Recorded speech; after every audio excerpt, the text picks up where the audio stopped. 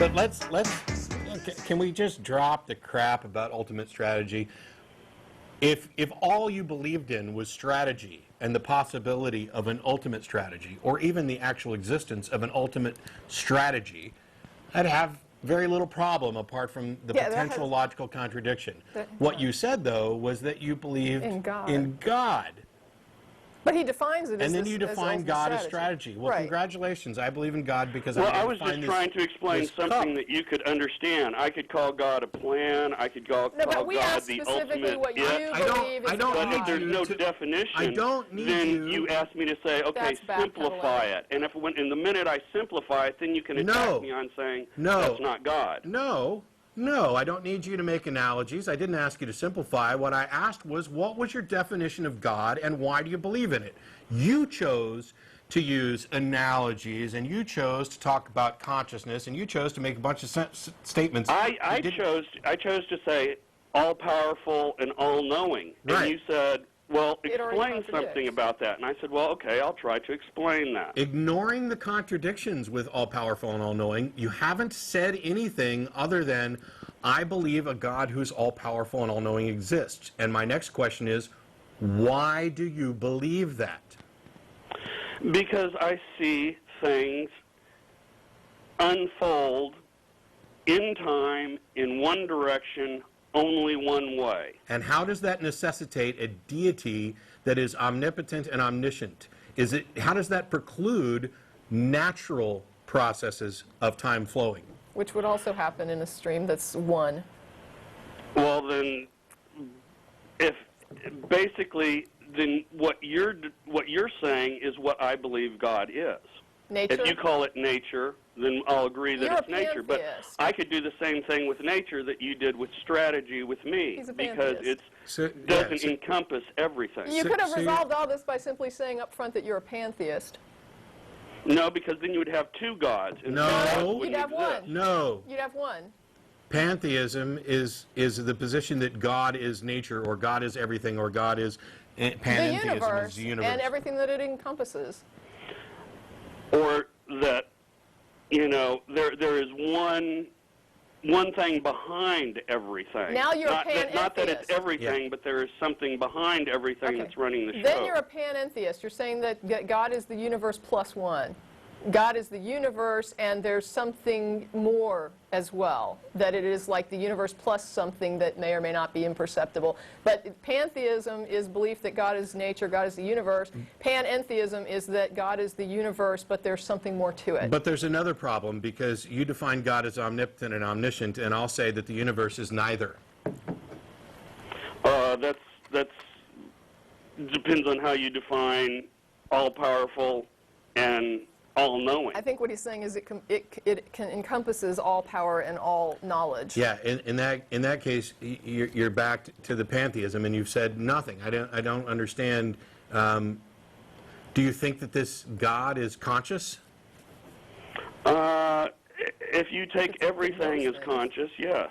If you say a rock is conscious, so basically which you have some a big religions say, then I would have to agree with that. I think the question would then be, if you believe that God is more than just the universe, the question is then, why do you believe there's something more than the universe? No, I believe that it is the explanation of, or it is the essence of how the universe, or let's say the equation or the science of how the universe unfolded, and it could only unfold one way. But that would be the universe. I mean, that is what the universe does. It would be the universe, but the universe, when you talk about, where's the that's why I went to strategy, because that's like saying, there's strategy to chess, and you're saying, well, you're talking about the chess pieces. No, I'm not talking about the chess pieces. I'm talking about the strategy of chess.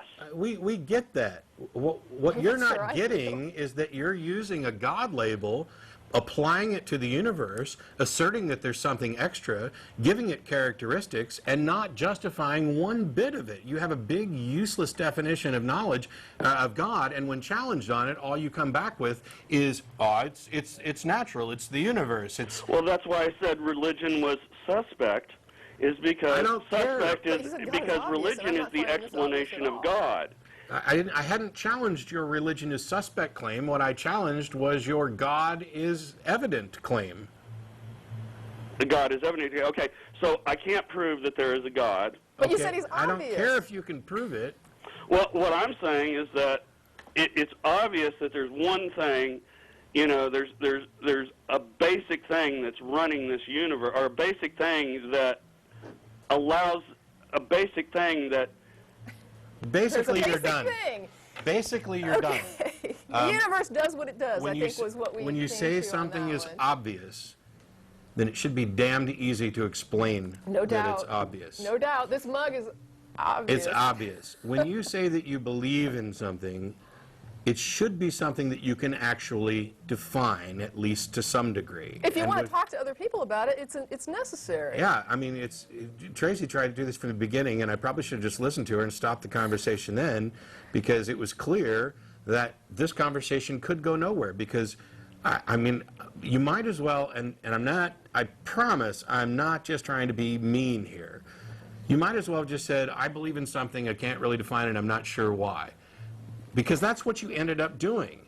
You didn't add anything new to a conversation. You didn't justify any of the assertions. You basically made this big emotional argument about how you sense that there's some plan for the universe, that something must be guiding all of this, and I'm just going to label that God. And when you do that, I'd much rather you do that than come in and tell me that your logic teacher defined God and then proved through logic that God existed, and then making analogies to strategy. Well, the other thing is, I mean, to call all-knowing an attribute of God, and then when you're called on it, you simply say, well, it's all conscious knowledge contained within the universe. Yeah. Well, that's the universe. I mean, if God's all-knowing capacity comes from what the universe, what things are known by things that can know things in the universe, you're talking about the universe. Plus, I don't necessarily buy this argument from people that I definitely don't buy the shared unconsciousness argument, but this claim that the universe is conscious of itself because it contains conscious entities. Okay, if you want to say that we're part of the universe, then yes, in that sense it's true. We are part of the universe, we are conscious, and therefore some part of the universe is conscious of itself. But to extend that analogy, or to extend that situation to the universe has become conscious, I think is a little bit unrealistic. But honestly, I don't think that's what he was saying. I think he was saying that the things that are conscious in the universe constitute God's consciousness. Yes, I was making a side point. Okay. I was making a side point based on some other emails we got. But in the end, man, it's, you know, when people ask me, what do you believe or what don't you believe and why? Granted, I don't always have the best answers ready. Sometimes people ask me about things that I haven't really thought about that much. And what usually happens in that case is that I then go off and think about it. So the next time I'm asked that, I at least have some explanation, some answer that I at least understand, hopefully well enough, to be able to convey it to somebody else. But if you approach somebody with it and then have no idea what you want to talk about, that's what I don't get. It's one thing for someone to ask me what I believe about something I may not have thought about, and I might not have a good answer. But if I go to somebody and I say, I want to tell you about what I believe, and then I can't even define that, what am I approaching people for, to talk about something that I don't even understand myself about what I think? For those people who think this was all unfair, I don't call out. People call in to this program. And if you call in, you better bring your A game, and you definitely better have an understanding, because I'm really, as much as I'd love to do more educational, hand-holding discussion, I'm really to the point where long calls that don't ever get to any point, start parading in circles, or make inane points, we're just done, and move on from there, because there are people out there that are actually legitimately interested in the subjects that we talk about, on both sides, on the theistic side and on the atheistic side. And I'd much rather have conversations that, with no regard to the two individuals in the conversation, benefit everybody else more. And I don't think that the last couple of calls have actually done that.